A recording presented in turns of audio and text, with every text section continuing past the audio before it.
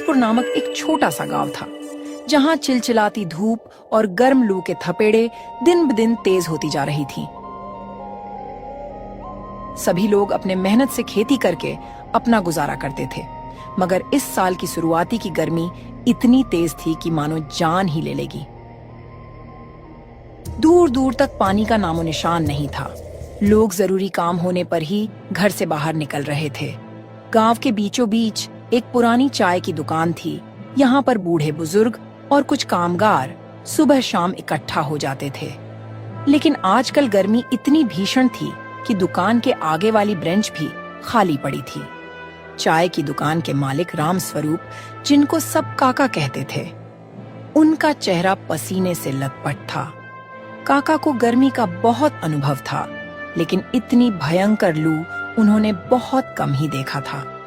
हे भगवान, आज तो सूर्य देव आग उगल रहे हैं। लगता है जैसे आसमान से अंगारे बरस रहे हैं। पानी पी पी कर जीवन का गुजर हो रहा है। अब की बार तो गर्मी इतनी पड़ रही है कि जैसे जान ही चली जाए। हाँ काका, आप सच कह रहे हो। पिछले कई बरस में मैंने इतनी गर्मी नहीं झेली।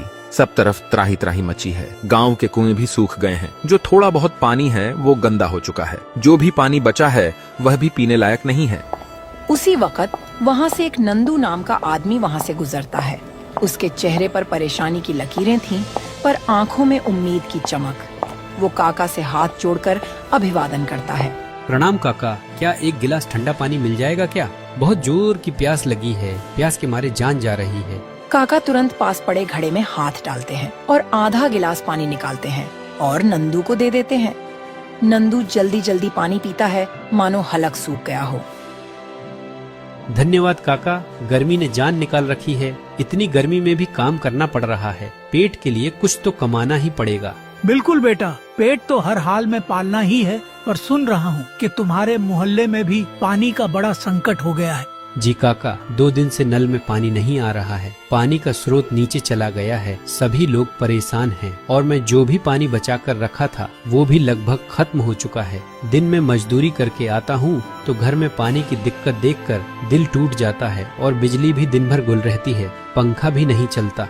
हाँ बेटा, बहुत बुरा हाल है, लेकिन बेटे तुम चिंता मत करो। सरकार कोई ना कोई योजना निकालेगी, जैसे सूखा राहत, पानी का टैंकर और राशन का इंतजाम करने का वादा कर रही है। और सुनने में आया है कि गांव का एकमात्र सरकारी ट्यूबवेल भी सूखने की कगार पर है। हाँ, सुना तो मैंने भी है, पर सरकार हर बार वादा तो बहुत कुछ करती है, मगर हम गरीबों तक कुछ नहीं पहुँचता। सिर्फ सभी बड़े बड़े वादे करते हैं। इतनी गर्मी है, पता नहीं आगे क्या होगा। नहीं नहीं बेटा, ऐसी बात नहीं है। अब की बार मोदी की सरकार है, वह सारा वादा पूरी करेगी। हमें कुछ ना कुछ राहत मिलेगी। चाचा जी, अगर हम सरकार के भरोसे रहेंगे तो पानी और भोजन के लिए मर जाएंगे। हमें अपने ऊपर भरोसा रखना होगा। हमें अपना कर्तव्य को पूरा करना होगा। अगर हम मेहनत नहीं करेंगे और सरकार के भरोसे रह जाएंगे तो यह अच्छी बात नहीं है। हाँ बेटा, तुम सही कह रहे हो। इसीलिए बोला जाता है कि पानी का इस्तेमाल सोच समझ कर करो। फालतू का पानी मत बर्बाद करो। खैर, मैं तो यही कहूँगा कि हौसला रखो। ये बुरा समय है, यह भी बीत जाएगा। ठीक है काका, अब मैं चलता हूँ। घर पर रोटी और पानी का भी इंतजाम करना होगा।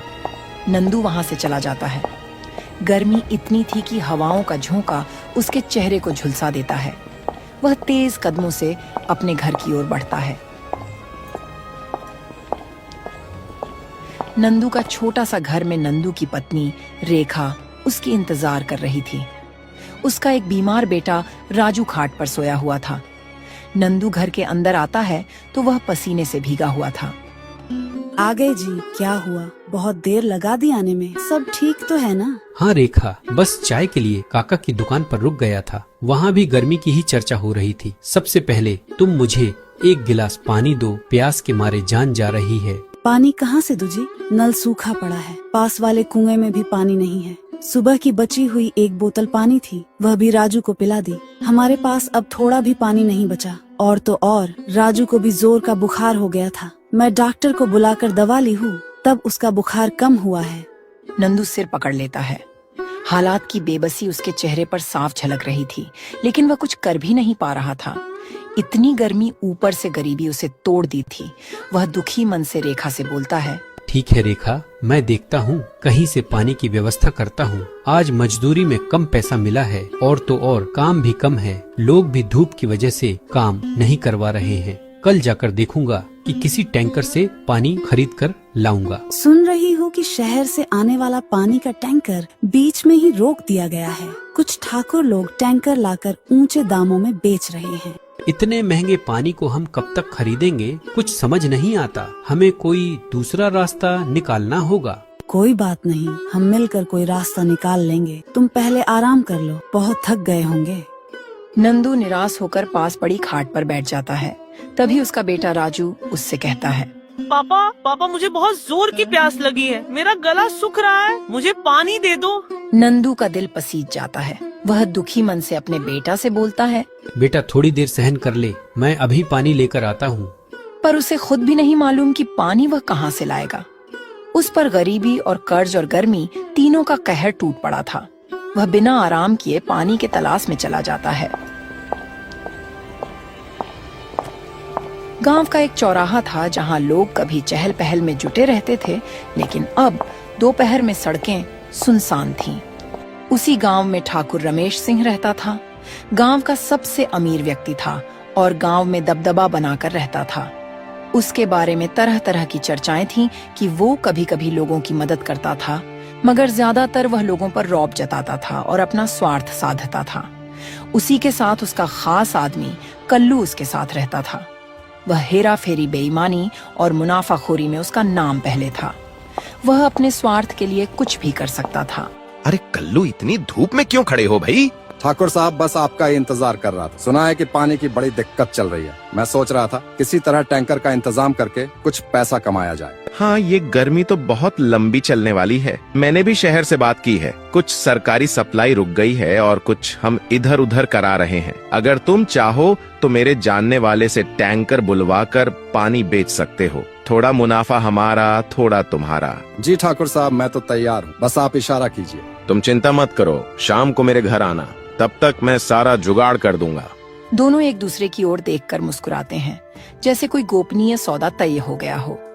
कालू चल देता है। इधर नंदू एक टूटी फूटी बाल्टी लिए गांव के पार स्थित एक पुराने तालाब की ओर बढ़ रहा था, जहां शायद थोड़ी बहुत पानी की संभावना बची थी। तालाब तक पहुंचते पहुंचते नंदू पसीने में लथपथ हो जाता है। तालाब की हालत देखकर उसका दिल टूट जाता है। वहां सिर्फ काई जमी हुई थी, पानी बहुत कम था। नंदू को पानी गंदा लगता है, पर उसकी मजबूरी थी। वह आस पास नजर दौड़ाता है। तभी उसके पास एक बूढ़ी दादी आती है। अरे बेटा, यह पानी तो बहुत गंदा है। इस पानी से तो बीमारियां फैलेंगी। तुम इस पानी को क्यों भर रहे हो?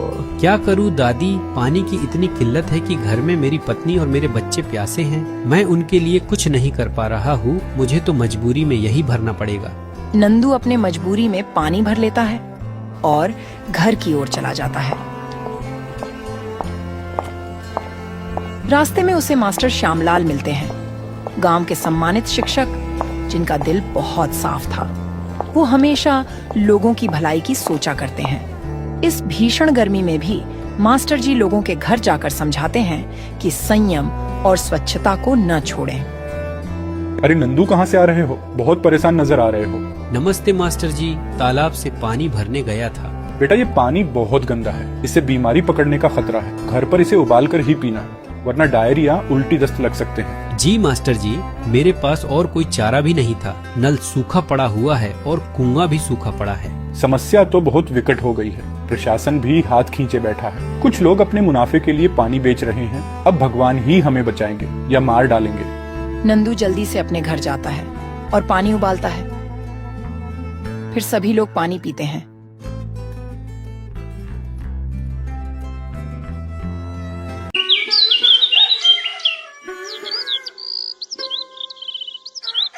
फिर अगली सुबह नंदू के घर में खाने के लिए कुछ भी नहीं बचा था। उसका बेटा भूखा था। माँ, मुझे बहुत जोर की भूख लगी है, कुछ खाने को दे दो ना। भूख के मारे मेरी जान जा रही है। ठीक है बेटा, तुम थोड़ा देर इंतजार कर लो। पापा कुछ खाने की तलाश में जा रहे ही, कुछ ना तो कुछ खाने को लाएंगे ही। मैं और तुम्हारे पापा 2 दिन से पानी पीकर है। अन्न का एक दाना भी हमने नहीं खाया। नंदू ने तय किया कि चाहे जो हो वह ठाकुर रमेश सिंह जी से मदद मांगने जाएगा। गर्मी और भूख की चिंता ने उसे मजबूर कर दिया। उसने रेखा और राजू को घर पर रहने के लिए कहा और खुद ठाकुर रमेश सिंह जी के घर की ओर निकल पड़ा। कुछ ही देर में नंदू ठाकुर रमेश सिंह जी के घर पहुंच